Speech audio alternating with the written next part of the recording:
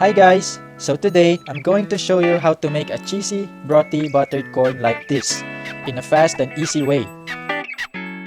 We only need these 3 ingredients: 1 can of corn kernel, butter, Quickmelt cheese. But before we go to cooking, don't forget to like this video and subscribe. So let's start. Guys, I bought a canned corn kernel like this for just 34 pesos. Imagine one regular buttered corn at KFC will cost you around 40 pesos, and it's just too little amount compared to how much buttered corn can you make out of this.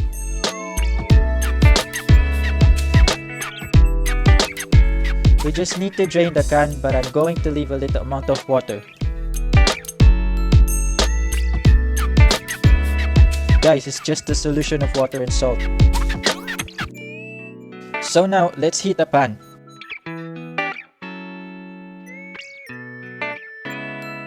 Place butter and cook over low heat until the butter is melted. You don't want a burnt butter for this recipe.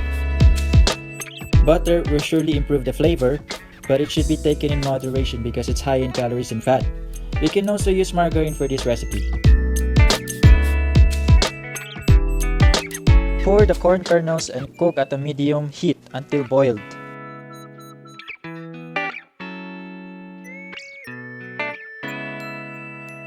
This recipe is not just good as snack, but it can also be a side dish. And corn has a lot of health benefits.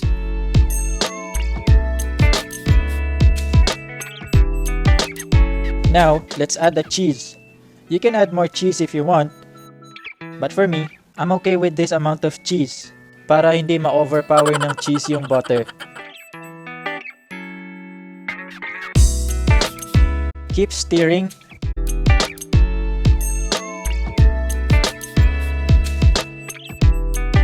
Let's just wait for the cheese to melt completely.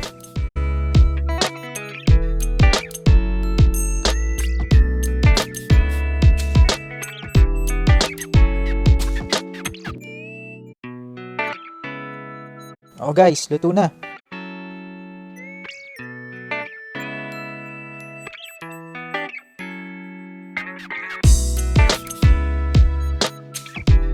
Transfer the food to a bowl.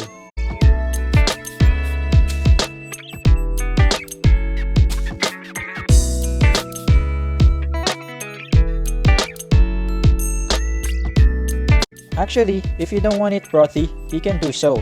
Just make sure to completely drain all the water before cooking, and make sure to keep stirring so that the cheese won't stick to the pan.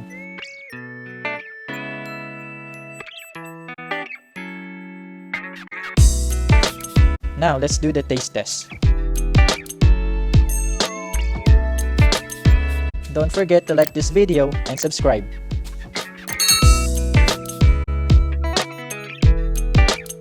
I also made a video on how to make a yema. You may also want to check out some travel guide videos that I made. Travel guide videos for Tagaytay and Bangkok. Links on the description.